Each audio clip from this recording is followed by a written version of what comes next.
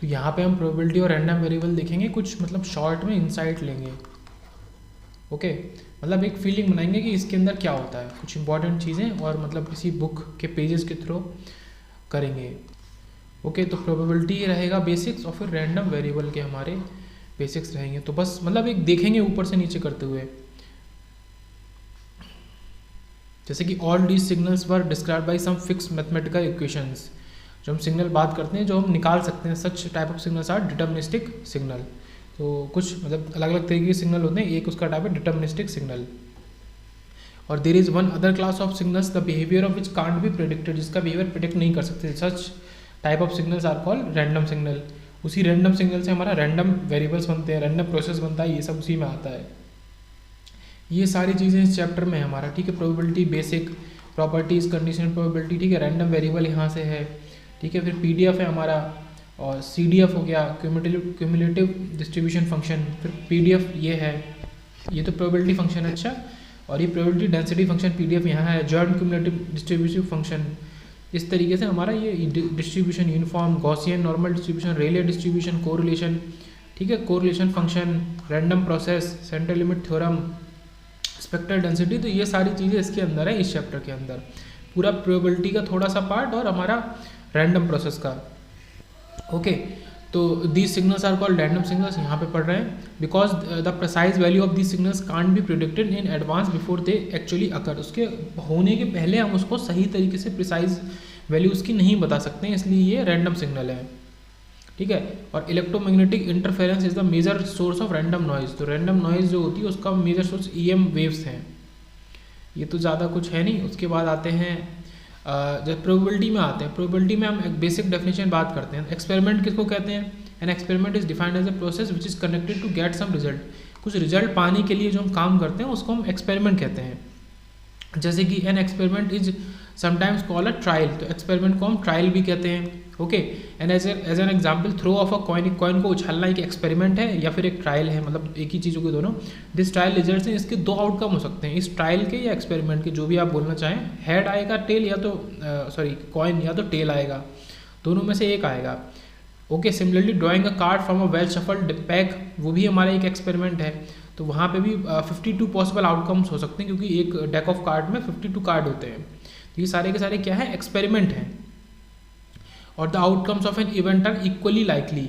Equally likely का मतलब क्या है कि if any one of them can't be expected to occur in the preference to another, मतलब कि अगर उसमें से एक हम बोलें कि ये नहीं आएगा तो फिर ये आएगा, मतलब अगर ये हेड नहीं आएगा तो फिर टेल आएगा ही आएगा, टेल नहीं आएगा तो हेड आएगा ही आएगा।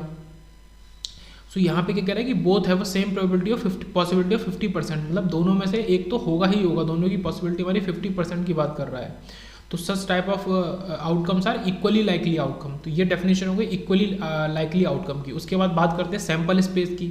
सैम्पल स्पेस क्या होता है कि जितने भी हमारे एक्सपेरिमेंट ट्रायल हमने किया, जितनी भी पॉसिबिलिटीज़ हमारी हो सकती हैं, उनको हम सैम्पल स्पेस कहते हैं। A set of all possible outcomes of an experiment of all trial is called sample space of that experiment. जैसे कि अगर हमने कॉइन को उछाला है तो यहाँ पे सैम्पल स्पेस को हमने किससे डिफाइन किया है? एस से डिफाइन किया है,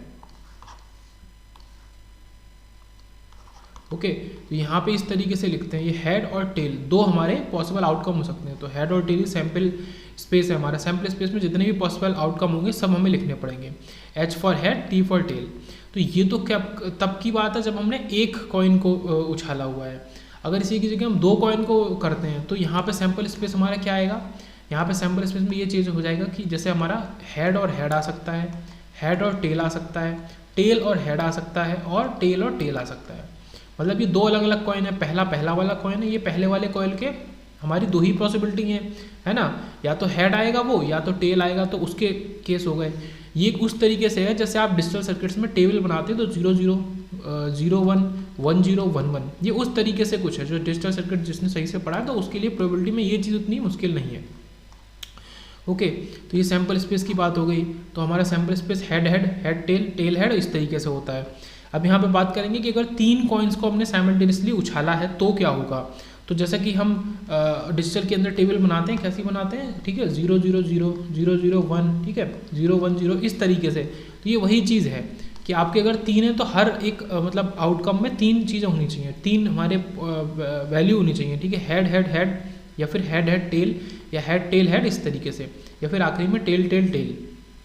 ओके, तो जितने कॉइन्स उछालेंगे उसी की मतलब हमेशा 2 की पावर में, बहुत सारी चीज़ें इंजीनियरिंग में, मैथमेटिक्स में, हर जगह मतलब 2 की पावर में ही हम डिनोट करते हैं, 2 की पावर 3। तो अगर 3 कॉइन उछाले हैं तो 8 आउटकम होने चाहिए। ये फॉर्मूला किसका है? नंबर ऑफ आउटकम्स का। जैसे यहाँ पे हमने 2 कॉइन्स उछाले थे, इस जगह हमने 2 कॉइन्स उछाले थे, तो 2 की पावर 2 मतलब 4 आउटकम होने चाहिए। देखो ये 4 अलग अलग, 1 2 3 और 4 हमारे आउटकम हैं। ओके, तो ये जब 3 हमने कॉइन उछाले हैं तो इस तरीके से है।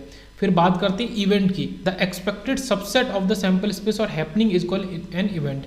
मतलब जो पूरा सैम्पल स्पेस है उसमें से एक सबसेट निकल सकता है। अब देखो इसका सबसेट क्या हो सकता है, ये जो पूरा है ये वाला 3 कॉइन वाला, इसमें सबसेट को मैं कह सकता हूँ कि ये भी एक सबसेट है, मतलब एक केवल एक ही आउटकम भी अकेला सबसेट है। ये 3 आउटकम मिला के भी एक सबसेट इसको बना लेंगे, 5 को मिला दो तो, 6 को मिला दो तो, ये सारे सबसेट है इसके, और ये खुद का सबसेट है। मतलब हर एक सेट, यहाँ पे पूरा क्या लग रहा है, सेट थ्योरी लग रहा है। सेट थ्योरी की हर एक सेट खुद का एक सबसेट ही होता है। तो ये हो गया, तो बहुत सारे सबसेट हो गए। तो जो एक्सपेक्टेड सबसेट है सैम्पल स्पेस का, जैसे कि उसने कहा कि आप वो वैल्यूज़ को बताओ जहाँ पे केवल 2 हेड आए हों, 2 हेड हमारे आए हों। तो देखो मैं इसको नहीं काउंट करूँगा, ये 2 टेल है यहाँ काउंट नहीं करूँगा, ये 2 टेल है काउंट नहीं करूँगा, ये 2 टेल है काउंट नहीं करूँगा।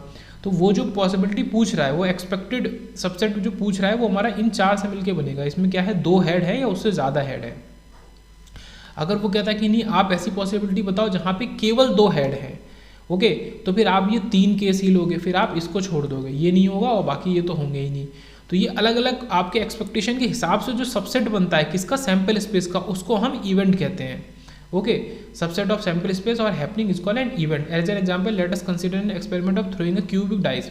तो हमारे प्रोबेबिलिटी के अंदर सबसे, अगर आप बेसिक से पढ़ते हो तो 3 चीज़ें बहुत प्रिवेल करती हैं। एक तो डाइस वाला एग्जाम्पल, एक कॉइन वाला, और एक हमारा डेक ऑफ कार्ड्स वाला। तो ये इंपॉर्टेंट है। तो इन्होंने क्यूबिक डाइस की बात करी कि क्यूबिक डाइस को हमने उछाला है, in this case sample space S will be, तो सैम्पल स्पेस हमारा एस यहाँ पे क्या होगा, तो एक क्यूब को उछाला है डाइस को, तो उसमें 6 आउटकम हो सकते हैं, 1 2 3 4 5 6, तो ये पूरा सैम्पल स्पेस हो गया। अब उसने क्या बोला है, जैसा कि मैं समझा भी रहा था कि if we want the number 3 to be an outcome और एन इवन नंबर, मतलब हम ये कह रहे हैं कि नंबर 3 हमारा आउटकम हो और एक इवन नंबर हो, तो यहाँ पे मतलब क्या होगा कि सारे के सारे इवन नंबर हम आउटकम में ले लेंगे, जैसे कि 2 4 6, मतलब क्या है कि 3 नंबर हमारे हों, ये कहना चाह रहा है, और वो इवन हो।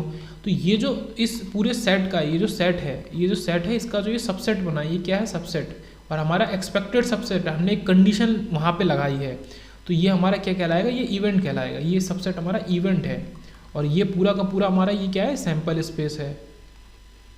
ओके, तो इस तरीके से इवेंट और सैम्पल स्पेस को समझते हैं। तो इसके आगे देखते हैं, ये तो हमने देखा इवेंट के बारे में कि subset is called an event. अब देखते हैं कि नल इवेंट क्या है, कि on the other hand if the event E does not contain any outcome, अगर किसी भी इवेंट में कोई आउटकम है ही नहीं, जैसे कि मैं डाइस वाले केस में पूछूं कि what is the possibility of coming 7, मतलब 7 आने की क्या पॉसिबिलिटी है, तो कोई है ही नहीं, तो हमारा वो नल इवेंट हो गया। If E is equal to S then an event contains all the outcomes. अगर नल इवेंट जो हमारा है वो हमारा जो सैम्पल स्पेस के अगर इक्वल है, तो उसका मतलब है उसमें सारे आउटकम है। सच an event is called certain event. तो उस समय क्या होगा कि हमारा वो सर्टेन इवेंट होगा, मतलब क्या है कि 1 से 6 तक आने की पॉसिबिलिटी क्या है, पूरी है, मतलब 1 से 6 सारे नंबर आपको इसके सैम्पल स्पेस में मिल जाएंगे जब आप डाई को थ्रो करेंगे, तो वो सर्टेन इवेंट है कि ये तो होगा ही होगा। ओके, उसके बाद ये तो बहुत ही बेसिक बात आई। अब थोड़ा और एडवांस लेवल में बढ़ते हैं कि 2 events A and B are called independent events if happening of event A has nothing to do with, ये 181 है, हाँ ठीक है। तो ए और बी 2 इवेंट्स इंडिपेंडेंट इवेंट होंगे कब, जब ए इवेंट के होने का बी इवेंट के होने से कोई कनेक्शन नहीं है, मतलब ए अलग है बी अलग है, कोई उस पर डिपेंड नहीं कर रहा है। मतलब जैसे उन्होंने बोला कि आप 2 कॉइन है, आप पहले कॉइन को टॉस करो, अगर हेड आए तो आप दूसरे कॉइन को टॉस करो, तो पहले कॉइन को टॉस करने में हेड और टेल आएगा, 2 चीज़, अगर टेल आएगा तो फिर वहीं पे बात खत्म। तो यहाँ पे जो बी है, मतलब जो दूसरा वाला कॉइन है वो मतलब उसकी पॉसिबिलिटी बी है और इसकी पहले की ए है, तो बी का होना इस ए पे डिपेंड करता है कि ए में अगर हेड आ रहा है तो ये डिपेंडेंट इवेंट्स हैं, और अगर इस तरीके का एग्जाम्पल नहीं है तो वो हमारा इंडिपेंडेंट इवेंट्स है। तो ये डिपेंडेंट इंडिपेंडेंट समझ में आया। उसके बाद आता है ठीक है, ये इंडिपेंडेंट इवेंट्स की बात आ गई जो अभी थी, और ये डिपेंडेंट इवेंट्स हैं, अगर एक दूसरे को अफेक्ट नहीं कर रहे हैं बिल्कुल भी, ओके, तो हमारे इंडिपेंडेंट इवेंट हो गए, और अफेक्ट कर रहे हैं, जैसे कि ये वाला एग्जांपल था कि अगर हेड आया तभी आप दूसरा कॉइन उछालोगे तो वो डिपेंडेंट हो गए। अब आता है कि प्रोबेबिलिटी में भी defined as a study of random experiment, जो यही बहुत सारे रैंडम एक्सपेरिमेंट है। रैंडम मतलब आप डाई उछालोगे तो आपको क्या पता है कि क्या आएगा, 1 से 6 तक कुछ भी आ सकता है ना। कॉइन उछालोगे आपको क्या पता है हेड आएगा टेल नहीं, कुछ भी आ सकता है। तो सारे रैंडम एक्सपेरिमेंट हैं। इन्हीं रैंडम एक्सपेरिमेंट की जो स्टडी होती है वही हमारी प्रोबेबिलिटी कहलाती है। उसके बाद क्या आता है कि as a measure of probability of occurrence of an event a number 0 between 0 and 1 is assigned. मतलब क्या है कि नहीं होगा तो 0, हो रहा है तो 1, जैसे कि डिजिटल सर्किट्स में बात करते हैं बाइनरी में। If it is sure that an event will occur then we can say that the its probability है 100% और 1। अगर कोई इवेंट हो ही रहा है ओके, तो उसकी प्रोबेबिलिटी हमारी क्या होगी, 100% होगी और 1 होगी। Okay, if this is not sure, जैसे कि आप मान लो कि आप छत से कूदे, एक मंजिल छत से कूदे तो आपकी टांगें टूटेंगी, तो वो टूटेंगी ही, मतलब तो ये प्रोबेबिलिटी इसकी हो गई 1 या 100% हो गई कि हाँ ऐसा होगा। इसीलिए क्या है कि बस, तो ये चीज़ हो गई। अब ऐसा नहीं होगा, जैसे कोई चीज़ है कि प्रोबेबिलिटी हो ही नहीं सकती। जैसे कि बहुत सारी चीज़ें हैं कि मतलब जून के महीने में बर्फ़ नहीं गिर सकती, जो कि साउथ इंडिया में, तो वो तो कभी हो ही नहीं सकता, तो वो प्रोबेबिलिटी 0 हो गई। तो इस तरीके का एग्जाम्पल है। जैसे कि अगर कोई ईयर है जो कि लीप ईयर नहीं है, तो उसमें 29 फरवरी आने की प्रोबेबिलिटी क्या है, 0 है। अगर वो लीप ईयर है तो 29 फरवरी आने की प्रोबेबिलिटी क्या है, 1 है।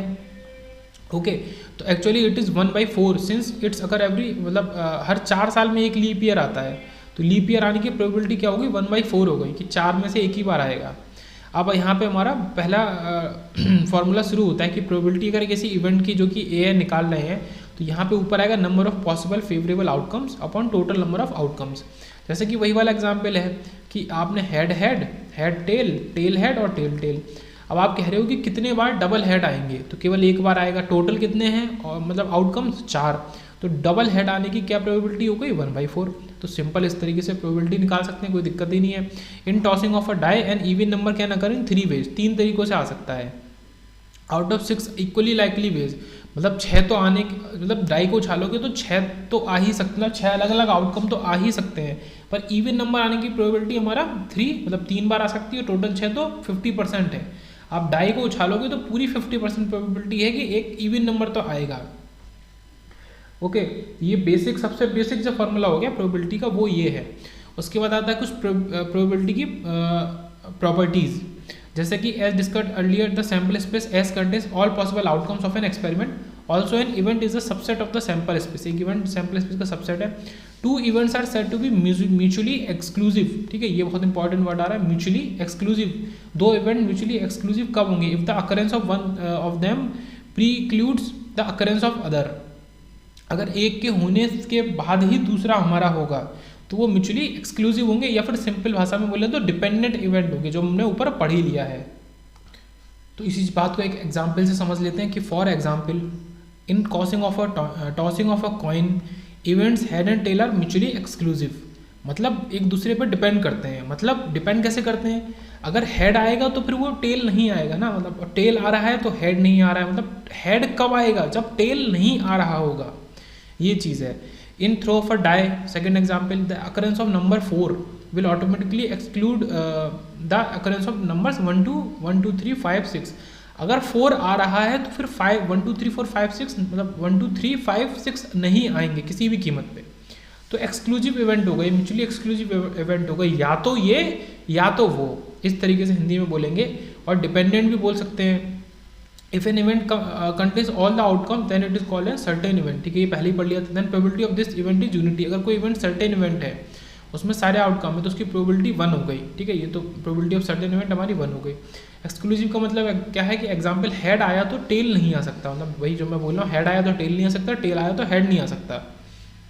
ओके, तो बेसिक से आगे बढ़ रहे हैं। प्रोबेबिलिटी का बहुत बेसिक देखा, उसके बाद कुछ बेसिक सी पहली प्रोबेबिलिटी देखी प्रॉपर्टी। अब हम जो मेन प्रॉपर्टीज है 1 2 3 4 करके उनकी तरफ आगे बढ़ते हैं। तो प्रोबेबिलिटी 1 में क्या कह रहे हैं कि the probability of a certain event 1, ठीक है। ठीक है, कोई दिक्कत नहीं। सेकंड क्या कह रहे हैं, the probability of an event is always less than और इक्वल टू 1, मतलब कभी भी प्रोबेबिलिटी हमारा 1 से ज़्यादा हो ही नहीं सकती। ज़्यादा से ज़्यादा क्या है कि वो इवेंट होगा, वो इवेंट हैपन करेगा, तो फिर 1 हो सकती है मैक्सिमम। तो प्रोबेबिलिटी की जो रेंज है किसी भी एक इवेंट की, तो वो हमारा 0 से 1 के बीच में होती है। तो एक तो वो नेगेटिव नहीं होगी और 1 से ज़्यादा नहीं होगी, ये सेकंड प्रॉपर्टी हो गई। थर्ड प्रॉपर्टी क्या कह रहा है, if A and B are mutually exclusive event, मतलब ए और बी म्यूचुअली एक्सक्लूसिव, जैसे कि हमने कहा था कि टेल आया तो हेड नहीं आएगा, हेड आया तो टेल नहीं आएगा। अगर ए और बी दो अलग अलग हैं तो इनकी probability of A plus B हम लिख सकते हैं कि ए की प्रोबेबिलिटी अलग और बी की प्रोबेबिलिटी अलग, इनके सम के इक्वल। ये सब आगे हम एग्जाम्पल के थ्रू देखेंगे। मतलब दोनों इवेंट की कंबाइंड प्रोबेबिलिटी दोनों की इंडिविजुअल प्रोबेबिलिटी के सम के इक्वल हो गई। फिर आते हैं नेक्स्ट प्रोबेबिलिटी 4 पे कि if A is any event then the probability of not happening A. तो ये काफ़ी इंपॉर्टेंट है, मतलब ईजी है पर इंपॉर्टेंट है। अगर ए कोई इवेंट है तो उसके ना होने की प्रोबेबिलिटी क्या है, 1 माइनस, मतलब टोटल प्रोबेबिलिटी माइनस उसके होने की प्रोबेबिलिटी। जैसे कि यहाँ तो आसान है कि जैसे हेड आने की प्रोबेबिलिटी क्या है, जब एक कॉइन को उछाल रहे हैं तो 0.5 है, तो हेड ना आने की प्रोबेबिलिटी क्या है, 1 माइनस 0.5, मतलब 0.5, मतलब वही है कि हेड ना आने की मतलब कि टेल आने की प्रोबेबिलिटी। तो यहाँ तो दोनों इक्वल हो गए, तो इस तरीके से हो गया। तो 1 में से माइनस कर देंगे तो आपको वो उसके ना होने की प्रोबेबिलिटी पता चल जाएगी। उसके बाद वेयर ए बार रिप्रेजेंट था कॉम्प्लीमेंट ऑफ इवेंट ए। चलो वो तो कोई बात नहीं, इसको ए बार से करते हैं। अगर कभी ए बार लिखा मिला, ठीक है, या किसी भी चीज़ का बार, बी बार, सी बार, मतलब कि ये ए के ना होने की प्रोबेबिलिटी की बात कर रहा है। जैसे वो कह रहा है कि ए बार इज 0.33, मतलब होने की प्रोबेबिलिटी फिर क्या होगी, 0.66। उसके बाद फिफ्थ पे आते हैं कि if A and B are any two events not mutually exclusive event, मतलब दो इवेंट है और दोनों म्यूचुअली एक्सक्लूसिव नहीं है, ठीक है, then P of A plus B क्या होगा, तो P of A plus P of B, यहाँ पे पी ऑफ ए बी अलग से आ जाएगा, ठीक है। पी ऑफ ए बी क्या है, हमारा जॉइंट प्रोबेबिलिटी है, ये लिखा है पी ऑफ ए बी हमारा जॉइंट प्रोबेबिलिटी है, दोनों के साथ होने की प्रोबेबिलिटी क्या है। अब देखो बहुत बारीकी से समझना पड़ेगा। अब जो पहला वाला एग्जाम्पल, ये प्रॉपर्टी 3 थी कि उनकी जॉइंट, ये भी एक तरीके की क्या पूछ रहा है, वो जॉइंट प्रोबेबिलिटी पूछ रहा है ए प्लस बी। तो यहाँ पे हमने इसको माइनस क्यों नहीं किया, पी ऑफ ए बी को, क्योंकि यहाँ पे ये बात थी ना कि या तो हेड आएगा या तो टेल आएगा, दोनों एक साथ तो कभी आ ही नहीं सकते। बट यहाँ पे एक अलग बात हो गई, जैसे कि आपने एग्जाम्पल लिया 1 2 3 4 5 6। अब एक आपने क्या बोला कि ऑड नंबर आने की प्रोबेबिलिटी क्या है और 3 आने की प्रोबेबिलिटी क्या है। तो जब ऑड नंबर आने वाला जो सबसेट होगा उसमें हमारा 3 1 3 और 5 आ जाएगा। अब क्योंकि ये 3 और ये 3 यहाँ कॉमन हो रहा है, तो इसकी वजह से ये जो P of A B common part है इसको हमें माइनस करना पड़ता है। पर वो किस में होता है, जो नॉट म्यूचुअली एक्सक्लूसिव इवेंट है, मतलब 3 इसमें भी आ सकता है और इसमें भी आ सकता है। बट हेड टेल वाले में ऐसा नहीं था, हेड ही आएगा या तो टेल ही आएगा। तो इस जब भी मतलब आपका ऐसा कोई दो इवेंट के बीच में कंपैरिजन हो रहा हो, उसमें से कुछ कॉमन हो, मतलब ऑड होना, 3 ऑड भी है और अगर हम यही कह रहे हैं कि 3 आने की ही प्रोबेबिलिटी क्या है दोनों, तो उसमें से फिर ये कॉमन पार्ट को आपको माइनस करना पड़ेगा। और ये ए बी क्या होता है, जॉइंट प्रोबेबिलिटी होती है। Okay, where P of A B is called the probability of events A and B both occurring simultaneously, such an event is called joint event of A and B and the probability of P A B is called the joint probability. अगर A और B mutually exclusive है तो क्या होगा, joint probability हमारी 0 के equal हो जाएगी। जैसे कि हेड और टेल में दोनों म्यूचुअली एक्सक्लूसिव है। म्यूचुअली एक्सक्लूसिव होने को हिंदी में समझो कि या तो ये होगा या तो ये होगा, दोनों एक साथ कभी नहीं हो सकते। एक कॉइन को उछालेंगे तो या तो हेड आएगा या टेल आएगा, ठीक है। तो ये कुछ बेसिक प्रॉपर्टीज हमने देखी। उसके बाद कंडीशनल प्रॉपर्टी पे आते हैं, प्रोबेबिलिटी पे आते हैं। यहाँ पे क्या कह रहा है कि now the probability of event B is given that event A has occurred is represented by P of B, ठीक है। इसको समझते हैं इस तरीके से, इसको पहले मैं लिख दूं कि P of B slash A, मतलब यहाँ पे क्या कह रहा है कि अगर ए हो गया है उसके बाद बी के होने की प्रोबेबिलिटी क्या है, तो वो हमको बताना है। जैसे कि मैंने एग्जांपल दिया था ना 2 कॉइन वाला, अगर आप हेड हो, मतलब हेड आए, ठीक है, तभी आप सेकंड वाले कॉइन को टॉस करो। तो हेड आएगा तो ही टॉस करोगे, तो पहले तो ए होने की प्रोबेबिलिटी कितनी है, 0.5, उसके होते हुए आपका फिर आप टॉस करोगे। अब वो कह रहा है अगर पहले कॉइन में हेड आए फिर आप टॉस करो दूसरा कॉइन, और फिर दूसरे कॉइन में टेल के आने की प्रोबेबिलिटी क्या है वो हमको बताना है। तो वो इस फॉर्मूले से हम निकालते हैं, यही एग्जांपल इसी फॉर्मूले से हम निकाल सकते हैं। ये क्या है, कंडीशनल प्रोबेबिलिटी, मतलब आपने पहले कंडीशन लगा दी कि ऐसा हो, उसके बाद आप दूसरी चीज़ करो। जैसे मैंने यहाँ लिखा भी है कि बी के होने की प्रोबेबिलिटी अगर ए हो चुका है पहले ही तो क्या होगा, या फिर जब हमारा ये नीचे है, ठीक है, तो ये दोनों पे अप्लाई होता है कि जब बी हो चुका है तो ए के होने की प्रोबेबिलिटी क्या है। तो जो देखो ब्रैकेट में मतलब जो ये स्लैश के नीचे लिखा होता है, मतलब जब मैं कह रहा हूँ कि B upon A, probability of B upon A, तो जो नीचे लिखा होता है वो पहले होना चाहिए, ठीक है, ये पहले होना चाहिए। उसके बाद बात करते हैं कि फिर बी होगा तो प्रोबेबिलिटी क्या आएगी, तो ए पहले हमारा हो जाना चाहिए। अगर हम लिखते हैं P of A upon B, इसका मतलब पहले हमारा क्या हो जाना चाहिए, बी हो जाना चाहिए, पहले हमारा बी हो जाना चाहिए, फिर हम ए की बात करेंगे। तो ये चीज़ है कि कंडीशन प्रोबेबिलिटी का क्या मतलब है कि जब ए हो जाएगा उसके बाद बी के होने की प्रोबेबिलिटी कितनी होगी, और अगर ए होता ही नहीं है तो कोई प्रोबेबिलिटी नहीं होगी, है ना। अगर ए होता नहीं है तो फिर इसका कोई मतलब ही नहीं, क्योंकि पी ऑफ ए जो नीचे लिखा है ये जीरो हो जाएगा, ये टर्म इन्फिनाइट बन जाएगा। तो इसको कैसे निकालते हैं, पी ऑफ बी ए, तो इसमें हमेशा ध्यान रखेंगे कि जो नीचे आ रहा है उसी की कंप्लीट प्रोबेबिलिटी से आप पहले तो डिवाइड करो, ठीक है। P of B upon A है तो यहाँ पी ए से डिवाइड, यहाँ पे P of A upon B है तो यहाँ पी बी से डिवाइड कर रहे हैं, और ऊपर दोनों की joint probability P of A B जो हमने ऊपर देखी थी, पी ऑफ ए बी। तो ये चीज़ यहाँ पे यही कह रहा है कि now the probability of event B given that event A is occurred is represented by P of B by A. मतलब ये क्या है, केवल प्रोबेबिलिटी तो है इवेंट बी के होने की, बट कब, जब इवेंट ए हो चुका है तब। Similarly P of A upon B represents the probability of event A given that event B is already occurred. Therefore, P of B upon A and P of A upon B are called conditional probabilities. These conditional probabilities may be defined in terms of their independent and joint probability at, ठीक है।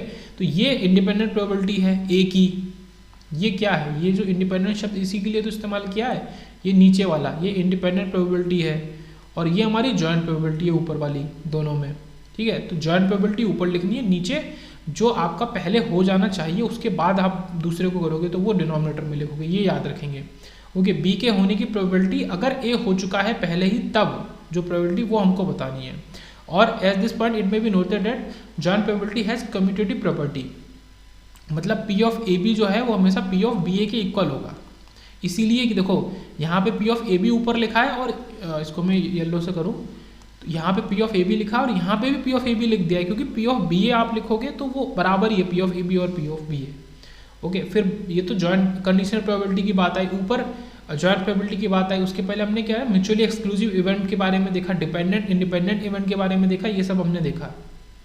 उसके बाद बात करते हैं probability of statistically independent event, ठीक है, statistically independent event. यहाँ पे क्या है, if A and B are two events in an experiment the possibility of occurrence of event B does not depend upon occurrence of event ए।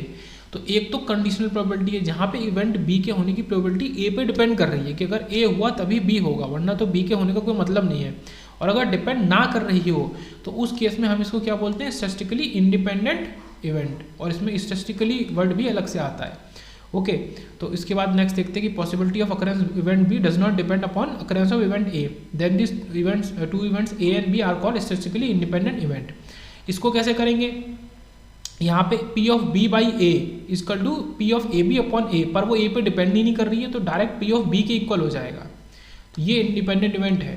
मतलब जब तुम ये कह रहे हो इसका क्या मतलब होता है, पी ऑफ बी अपॉन ए का मतलब क्या होता है एक्चुअली में, इसका मतलब होता है कि बी के होने की प्रोबेबिलिटी क्या है जब हमारा ए हो चुका है।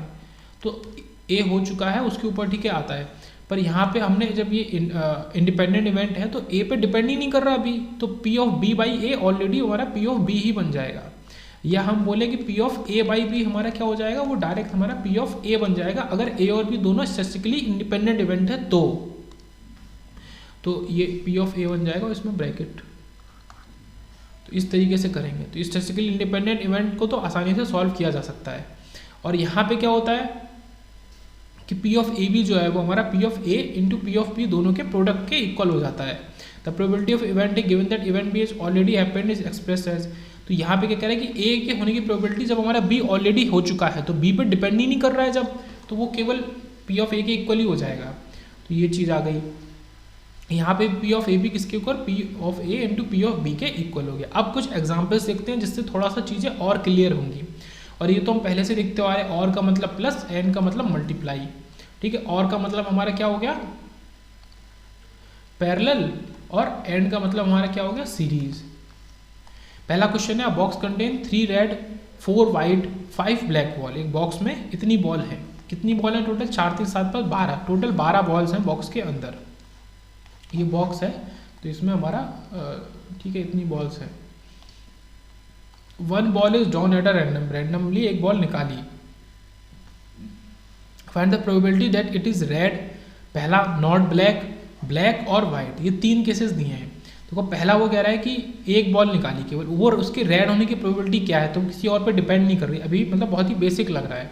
तो रेड होने की प्रोबेबिलिटी मतलब रेड को चूज करने के कितने तरीके, 3 तरीके, टोटल कितने हैं 12, ठीक है 3/12 मतलब रेड के आने की प्रोबेबिलिटी 1/4 हो गई। ये तो ईजी है, समझ में आया होगा। नेक्स्ट देखते हैं कि ब्लैक के आने की, नॉट ब्लैक के आने की प्रोबेबिलिटी हमको बतानी है। इसका मतलब ये क्या है, पी बी बार कर दिया थी कॉम्प्लीमेंट, मतलब ब्लैक के आने की प्रोबेबिलिटी आप निकाल लो और उसको 1 से माइनस कर दो। तो ब्लैक के आने की प्रोबेबिलिटी क्या है, 5 ब्लैक बॉल है तो 5/12। तो फिर ब्लैक के ना आने की प्रोबेबिलिटी, इसमें क्या हो रहा है, ब्लैक के ना आना मतलब या तो आप रेड को ला दो या तो वाइट को ला दो, हमें कोई दिक्कत नहीं है। तो वो 7/12 ये प्रोबेबिलिटी होगी ब्लैक के ना आने की। अब देखो वो पूछ रहा है कि प्रोबेबिलिटी ऑफ गेटिंग ब्लैक और वाइट बॉल, ठीक है। अब यहाँ पे शब्दों के ऊपर बहुत ध्यान दो, ब्लैक और उसने क्या बोला और वाइट, और वाइट का मतलब क्या आ रहा है कि ब्लैक प्लस वाइट। तो ब्लैक की प्रोबेबिलिटी लिख दो और वाइट की प्रोबेबिलिटी लिख दो। देखो ये पी बी प्लस डब्ल्यू को हमने इस तरीके से लिख दिया। तो ब्लैक की प्रोबेबिलिटी 5/12 और वाइट की 4/12, इसको जोड़ दोगे तो आपका 3/4 आ गया। तो इस तरीके से प्रोबेबिलिटी का ये पहला क्वेश्चन आसानी से सॉल्व हुआ। उसके बाद और देखते हैं, 2 dice are throw simultaneously, find the probability of getting 5। 2 dice make 5, मतलब इसका मतलब है कि मतलब थोड़ा सा कभी कभी कुछ क्वेश्चंस में थ्योरी थोड़ी सी दिक्कत दे जाती है। वो कह रहा है कि 5 आने का मतलब, बट क्योंकि उन्होंने 2 डाइस उछाले हैं तो हमेशा पेयर में चीज़ें आएंगी 1 1, ठीक है इस तरीके से 1 4। अब वो ये तो नहीं कह रहा है कि 5,5 आने की प्रोबेबिलिटी, ये नहीं, वो तो फिर एक ही बार होगा तो 1/36। उसका मतलब है कि जो सम उनका बन जाए 5, जैसे कि 4 1 करोगे तो, 3 2 करोगे तो, 2 3 करोगे तो, और 1 4 करोगे तो, अगर ये 4 पेयर आते हैं तो आपका 5 बन जाएगा और इसकी प्रोबेबिलिटी आपको बतानी है। और टोटल पॉसिबल आउटकम कितने होंगे, एक डाइस के 6, दूसरे के 6, तो 6 × 6 36। तो हमारा क्या हो गया कि एक तो ये 4/1 ये हो गया, ठीक है। उसके बाद दूसरा ये 3 2 वाला 1 ये हो गया, इस तरीके से 4/36 आ गए। 4 केस ऐसे होंगे जब दोनों डाई का सम 5 देगा, तो टोटल 4/36 मतलब 1/9। तो इस तरीके से इसका आंसर आ गया। उसके बाद और देखते हैं, 2 cards are drawn at random from an ordinary deck of 52 cards. Okay 52 card में से उन्होंने 2 कार्ड निकाले, कितने 2।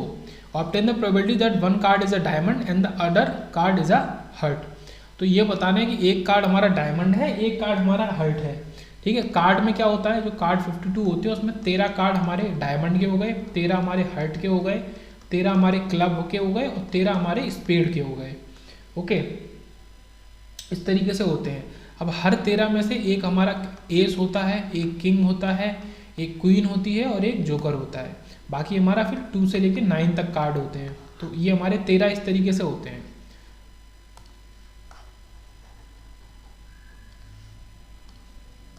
ओके तो वो कह रहा है कि 2 कार्ड हमने निकाले 52 में से और एक कार्ड डायमंड हो और दूसरा कार्ड हर्ट हो, इसकी क्या प्रोबेबिलिटी है।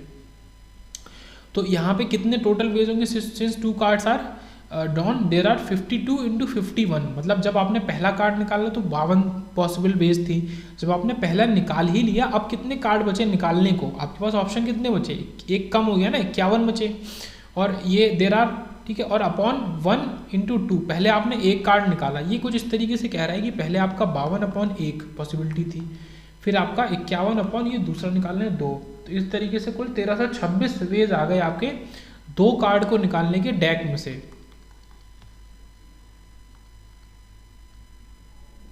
ओके इस तरीके से हमने पहले तो पूरे ये टोटल वेज निकाले।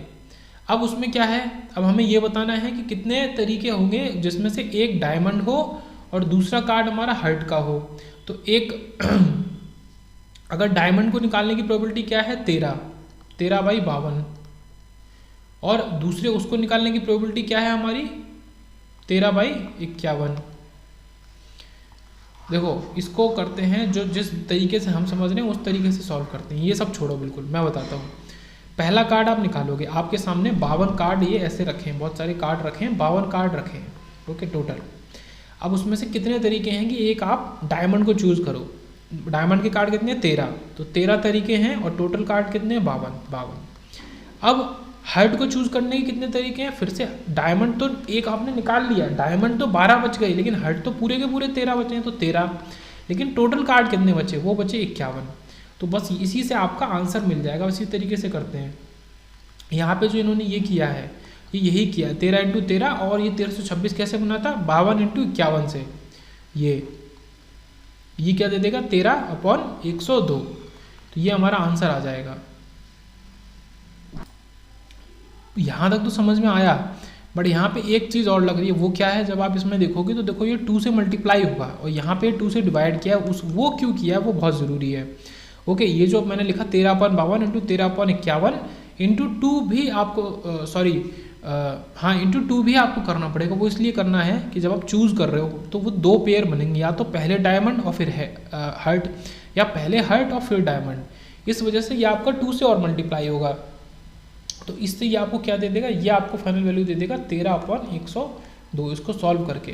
तो यहाँ पे क्या है, उन्होंने कोई ऑर्डर नहीं दिया है कि किस ऑर्डर में आपको ड्रॉ करना है। तो ठीक है, 2 पॉसिबिलिटीज़ हैं हमारी, या तो आप डायमंड और हेड के हिसाब से लो, या हर्ट और डायमंड और हर्ट। तो इसके लिए 2 × 13/52 × 13/51, ये जो आंसर देगा वो आपका आंसर आ जाएगा। और क्वेश्चन देखेंगे तो थोड़ी और बात आगे बढ़ेगी। जैसे कि ये box contain 4 white 3 black ball, total कितनी है, टोटल आपके पास 7 बॉल है। ठीक है, ये है 4 वाइट 3 ब्लैक बॉल है। अब बोल रहा है वो कि 3 balls are drawn from the box in succession, एक के बाद एक 3 बॉल निकाली गई। Find the probability that the first 2 balls are white and the third ball is black. देखो, पहला बॉल वाइट होने की प्रोबेबिलिटी क्या है, बहुत ईजी है। ठीक है, 4 वाइट बॉल हैं और टोटल 7 बॉल है, तो 4/7। फिर दूसरी क्या है, दूसरी बॉल वाइट होने की प्रोबेबिलिटी क्या है हमारी, अब कितनी वाइट बची, 3 वाइट बची, और टोटल बॉल कितनी बची बॉक्स में, आप उतने जितनी बॉक्स में बची उसी में से तो निकालोगे ना बॉल को, तो 3/6। उसके बाद अब तीसरी बॉल ब्लैक आनी चाहिए, तो उसकी प्रोबेबिलिटी क्या है थर्ड बॉल ब्लैक की, कि 3 तो पूरी ब्लैक बॉल है, पर बॉक्स में कितनी बची, 5 ही बॉल बची।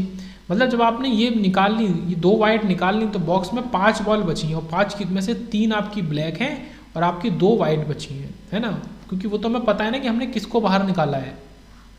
आप इन्हीं तीनों को मल्टीप्लाई कर दो, देखो यही हमने यहाँ पे किया, 4/7, 3/6, 3/5, ये आपको आंसर दे देगा।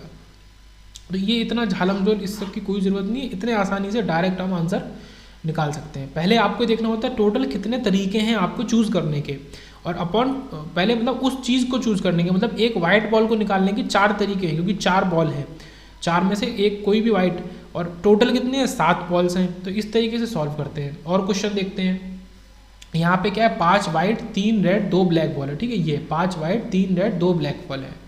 ओके, तो ये कितनी 5 दिन 8 तो 10 बॉल्स हो गई। इन्होंने लिखा, यहाँ लिखा भी कि 10 बॉल्स हो गई। ओके, 10 बॉल्स हो गई। अब ये क्या कह रहा है, 3 balls are drawn in succession, जैसा ऊपर था वैसा ही। Find the probability that the balls will be of different colour. तो ये अच्छा क्वेश्चन है काफ़ी। वो कह रहे हैं 3 बॉल सक्सेशन में निकालो और प्रोबेबिलिटी बताओ कि हमारा 3 बॉल जो है वो हमारी डिफरेंट आए। अब देखो यहाँ पे कितने पूरे केस हो सकते हैं हमारे, हमें पता है कि डिफरेंट के हमारे 8 केस हो सकते हैं, सॉरी 6 केस हो सकते हैं। ओके, 3 × 2 या 3 फैक्टोरियल, इतने केस हमारे हो सकते हैं, क्योंकि 3 अलग अलग कलर की बॉल है। कितने कलर की बॉल है, 3 कलर की बॉल है, तो हमारे 3 फैक्टोरियल 6 केस हो सकते हैं। वो 6 केस क्या है, पहले आप पहली बॉल वाइट पे फिक्स कर दो। ओके, उसके बाद दूसरी रेड निकाल सकते हो, फिर तीसरी ब्लैक है हाँ, या दूसरी ब्लैक और तीसरी रेड। फिर क्या करो आप, पहले रेड पे फिक्स कर दो बॉल्स को आप, उसके फिर 2 सब केस हो गए, पहली ब्लैक उसके साथ में दूसरी वाइट, या फिर पहले वाइट फिर ब्लैक। फिर क्या करो आप, ब्लैक पे फिक्स कर दो बॉल को, उसके बाद उसके 2 केस हो गए, वाइट और रेड निकालोगे या रेड और वाइट, तो टोटल 6 केस हो गए। अब इसको सॉल्व करने का देखो आसान तरीका है, 6 केस हो गए, और यहाँ पे क्या है कि आप किसी एक केस को पकड़ के सॉल्व करो। जैसे कि मान लो आपसे ये कह रहा है, सेम कंडीशन है, सब कुछ सेम है, 10 बॉल है, 5 वाइट 3 रेड 2 ब्लैक। अब वो आपसे कह रहा है कि आप इस ऑर्डर में निकाल के दिखाओ, वाइट रेड ब्लैक। ठीक है, वाइट रेड और ब्लैक। देखो यहाँ पे आसान है कि नहीं, 5 3 और 2। ठीक है, ये वाइट रेड और ब्लैक है, इसके हिसाब से सॉल्व करके देखते हैं। टोटल 10 है, पहली वाइट निकालने की प्रोबेबिलिटी क्या है, तो 5 वाइट बॉल है, टोटल 10 बॉल है, ठीक। फिर मल्टीप्लाई, रेड निकालने की प्रोबेबिलिटी क्या है, 3 रेड बची पर यहाँ पे 9 ही बॉल बची। फिर ब्लैक में 2 ब्लैक है बट यहाँ पे 8 ही बॉल बची। अब ये बची, अब आप एक दिमाग लगाओ कि ये जो वाइट रेड ब्लैक है, अगर आप इसका ऑर्डर चेंज भी कर दोगे पर ये जो टर्म्स है ये मल्टीप्लिकेशन में ये तो यही रहेंगे, है ना, ये तो हमेशा यही रहेंगे। ऊपर तो 5 3 2 ही रहेंगे क्योंकि हर तरीके की एक ही बॉल निकालनी, और नीचे ये 10 9 8 ही रहेंगे। एक बार जब एक भी बॉल नहीं निकली होगी तो 10, एक निकल जाएगी तो 9, 2 निकल जाएंगे तो 8। तो यहाँ पे यही किया है। तो इसको सॉल्व करने का बहुत आसान तरीका है, आपने ये जो किया है इसमें आप 6 मल्टीप्लाई कर दो। ओके, तो देखो 6 मल्टीप्लाई करने पे 5 2 जा 10, ये 2 से 2 गया, और ये 3 से ये 3 गया, ये 3 से 2 टाइम्स 6 गया, और 2 से ये 4 गया, तो ये 1/4 बच गया। देखो आंसर क्या है, 1/4। देखो यही चीज़ तो करी है इनने, ये इनने 1 2 3 4 5 6 केस लिखे। अब 6 केस में यही नीचे ये 10 9 8 10 9 8 10 9 8 10 9 8 10 9 8 10 9 8, ऊपर आपका 5 3 2 5 2 3, ये आगे पीछे हो जाएगा क्योंकि कभी आप रेड को पहले ले रहे हो, कभी ब्लैक को ले रहे हो, तो ये बट है सेम। तो ये क्या कर सकते हैं, एक को लिख के उसको 6 से मल्टीप्लाई करके सॉल्व कर देंगे तो आपका आंसर आ जाएगा। देखो कितना बढ़िया क्वेश्चन था, बड़ा क्वेश्चन था पर कितना अच्छा क्वेश्चन था, इस तरीके से सॉल्व इसको कर सकते हैं। उसके बाद लेते हैं कि 3 student ABC are given problem in math, उनको प्रॉब्लम दी है मैथ की। The probabilities of their solving the problem are, अगर A उसको सॉल्व करता है तो 3/4 प्रोबेबिलिटी है, अगर B करता है तो 2/3 प्रोबेबिलिटी, और C करता है तो आपका प्रोबेबिलिटी 1/4 है रेस्पेक्टिवली लिख दिया है। Determine the probability that the problem is solved if all of them try to solve the problem. तो हमें प्रोबेबिलिटी बतानी है कि प्रॉब्लम सॉल्व हो गई, अगर सारे के सारे प्रॉब्लम सॉल्व करने की कोशिश करेंगे तो। ओके, तो यहाँ पे थोड़ा सा मुश्किल है। आप ये सोचते हो कि अगर इसके सॉल्व करने की प्रोबेबिलिटी ये है कि आप तीनों को ऐड कर दोगे तो कंप्लीट सॉल्व होने की प्रोबेबिलिटी आ जाएगी, तो ऐसा नहीं है। यहाँ पे क्या करेंगे, पहले हम निकालेंगे कि the probabilities that ABC will not be able to solve the problem, मतलब A सॉल्व नहीं कर पा रहा है उसकी प्रोबेबिलिटी क्या है, B सॉल्व नहीं कर पा रहा है उसकी प्रोबेबिलिटी क्या है, और C सॉल्व नहीं कर पा रहा है उसकी प्रोबेबिलिटी क्या है। तो 1 में से जो भी इनकी प्रोबेबिलिटी सॉल्व करने की है उनको माइनस कर देंगे तो ये आ जाएगा, ये आपके अलग अलग आ गए।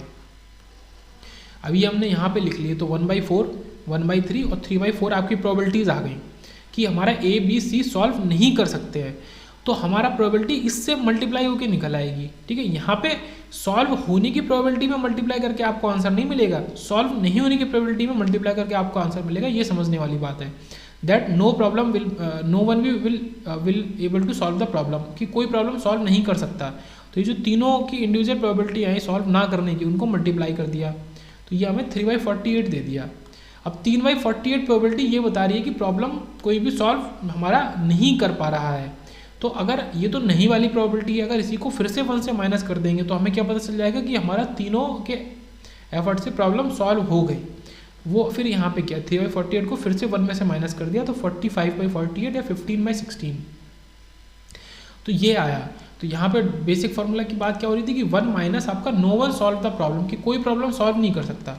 उसके लिए हमें तीनों की जो प्रोबेबिलिटी है इंडिविजुअल, उनको जैसे 1/x 1/-y 1/z, ये क्या है इंडिविजुअल प्रोबेबिलिटी सॉल्व करने की ABC की।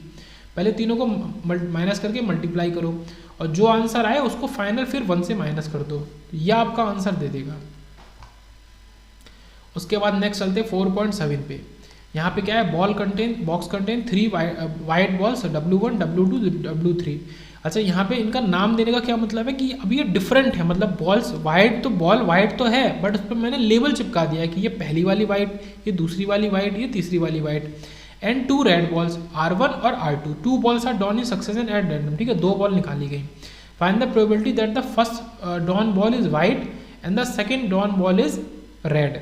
तो हमको ये बताना है कि पहली जो बॉल हमने निकाली वो हमारी वाइट है और दूसरी जो बॉल निकाली वो रेड है। अब देखो इन्होंने घुमाया है क्वेश्चन को किस तरीके से। यहाँ पे क्या है कि 3 वाइट है 2 रेड है, टोटल 5 बॉल है। यहाँ पे इन्होंने उनकी नंबरिंग तो कर दी बट जो पूछते टाइम पे उसने ये कुछ नहीं पूछा कि पहली बॉल W2 आनी चाहिए इस तरीके से, वो कुछ नहीं। तो इनकी नंबरिंग का कोई मतलब ही नहीं रहा। मतलब एक बॉक्स में मैंने बॉल डाली बहुत सारी, उन पे नंबर पड़ा है पर वो पूछ किस हिसाब से रहा है कि पहली बॉल तो वाइट आए। अब वो ये थोड़ी कह रहा है कि W1 ही आए, मतलब तीनों वाइट में से कोई भी आ जाए, कोई दिक्कत नहीं है ना। 2 बॉल अलग है, 2 बॉल अलग है। तो इसके लिए हमें सीधे से कुछ भी नहीं करना। पहली बॉल हमारी क्या है कि हमारी वाइट आनी चाहिए, तो वाइट आने की कितनी प्रोबेबिलिटी है, ठीक है, total number of white ball upon total number of ball, मतलब 3/5, 3 वाइट बॉल है, टोटल 5 है, तो 3/5। इसी 3/5 को देखो फाइनल आंसर में लिख रहे हैं। अब वो कह रहा है कि सेकंड बॉल रेड आए, तो रेड आने के लिए 2 ही रेड बॉल हैं और अब बॉल कितनी बची है, 4। तो इतने झालम झोल की कोई ज़रूरत नहीं है, देखो डायरेक्ट आंसर है, जैसा हम पहले सॉल्व करते आ रहे हैं कि 3/5 इंटू 2/4, उससे आंसर आ गया 3/10। तो इस क्वेश्चन में अगर वो केवल इतना ही कहता है कि 3 वाइट बॉल है 2 रेड बॉल, तो भी हमारा सेम आंसर होता, उसने नंबरिंग भी कर दी तो भी सेम ही आंसर है हमारा। ओके, फिर आते हैं 4.8 पे। नेक्स्ट में क्या कह रहा है कि in a coin tossing experiment, okay, if the coin is head, अगर कॉइन के पास हेड आता है पहली बार में, 1 डाई इज थ्रोन, तब दूसरी डाई को फेंका जाएगा। ये कैसा है, एक कंडीशनल प्रोबेबिलिटी का एग्जाम्पल हो रहा है ना। And the result is recorded, but if the coin has tail आया तो फिर 2 डाइस को फेंकेंगे और उनका सम रिकॉर्ड करेंगे। Find the probability that the recorded number is 2। Okay, तो इसको अलग अलग तरीके से हम सॉल्व करते हैं और फिर दोनों को प्लस कर देते हैं, दोनों की इंडिविजुअल प्रोबेबिलिटी को। जैसे कि मान लो कि अगर हेड आया तो हेड आने की प्रोबेबिलिटी क्या है, 1/2, और उसके संग में अगर हेड आया तो एक कॉइन को उछालेंगे, सॉरी एक डाई को उछालेंगे, तो 2 आने की प्रोबेबिलिटी क्या है, तो 1/6, 2 केवल एक बार आएगा, 1 2 3 4 5 6 में से एक बार, तो टोटल प्रोबेबिलिटी 1/12 आ गई पहले केस में। पहला केस क्या है कि अगर हेड आया तो फिर हम डाई को उछालेंगे और उस डाई में 2 आना चाहिए आउट ऑफ, मतलब जो भी हमारे टोटल आउटकम है। दूसरा क्या है कि अगर टेल आया तो फिर 2 डाई को उछाला और उनका सम 2 आना चाहिए। देखो सम 2 आने की आपको आउटकम्स लिखने पड़ेंगे। ऐसा कब होगा, जब दोनों डाई में 1 और 1 आए, बस ऐसा तभी होगा एक बार। एक बार मतलब कि पूरे कितने आउटकम है, 36 आउटकम है अगर 2 डाई को उछाला है तो, है ना। अगर 2 डाई को उछाला है तो 36 आउटकम है, और 36 में केवल एक बार होगा तो 1/36 प्रोबेबिलिटी है। देखो यहाँ पे यही है कि टेल आने की प्रोबेबिलिटी 1/2, और उसके बाद जो दोनों डाई उछाले उनका सम आने की प्रोबेबिलिटी सम 2 आने की 1/36, तो 1/72। तो फाइनल में हमने क्या किया, 1/12 1/72 को ऐड करके 7/72 आंसर आ गया। तो जो हमने थ्योरेटिकल पढ़ा था कंडीशनल प्रोबेबिलिटी का, वो सब यहाँ पे लगाने की उतनी नौबत नहीं है, बस डायरेक्ट हम कर सकते हैं कि पहले पहली प्रोबेबिलिटी अगर ये हुई तो दूसरी प्रोबेबिलिटी इसमें मल्टीप्लाई करती। ओके, फिर नेक्स्ट क्वेश्चन देखते हैं। फिर हमारा रैंडम वेरिएबल शुरू होगा। यहाँ पे क्या कह रहा है कि भाई 2 weak students in programming write a program लिखा, there chance of writing a program correctly are 1/8 and 1/12।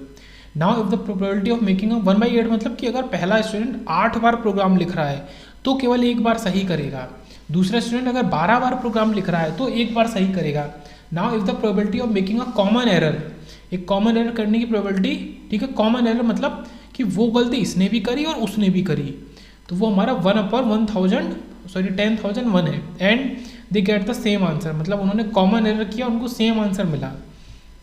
Then find the probability that their program is correct, तो हमें प्रोबेबिलिटी बतानी है कि प्रोग्राम करेक्ट है या नहीं है। देखो ये P ऑफ A है, जो A राइट प्रोग्राम लिख रहा है वो, P ऑफ B मतलब जो B राइट प्रोग्राम लिख रहा है वो। अब यहाँ पे क्या है कि रिक्वायर्ड प्रोबेबिलिटी क्या है, probability of program is correct, program हमारा करेक्ट होगा वो प्रोबेबिलिटी हमें लिखनी है। सो ऊपर हमने दोनों की प्रोबेबिलिटी लिखी, ऊपर लिखा हमने क्या लिखा, P of A into P of B, नीचे फिर हमने क्या लिखा, P of A into P of B, मतलब सही होने की प्रोबेबिलिटी अपॉन, मतलब नीचे सारी प्रोबेबिलिटीज लिख दी कि सही होने की प्रोबेबिलिटी ये है, गलत होने की प्रोबेबिलिटी 1-1/8 और 1-1/12, और उसी गलत के साथ में एक और चीज़ कि गलत होने के साथ में कॉमन एरर भी आया तो वो प्रोबेबिलिटी हमारा ये हो गई। मतलब ऊपर हमने क्या लिखा है, सही होने की प्रोबेबिलिटी मतलब करेक्ट, और नीचे हमने क्या लिख दिया, टोटल प्रोबेबिलिटीज़, तो ये करके हमने लिखा है। तो इस तरीके से जब करेंगे तो ये हमारा ये, और फिर नीचे ये मतलब जो गलत होगा और फिर ये कॉमन एरर आया, ये सॉल्व होकर 0.9924 हमारा आंसर दे देगा। तो नेक्स्ट लेक्चर में हम देखेंगे रैंडम वेरिएबल। यहाँ पे प्रोबेबिलिटी, तो प्रोबेबिलिटी का बेसिक और काफ़ी सारे क्वेश्चन हमने डिस्कस किए।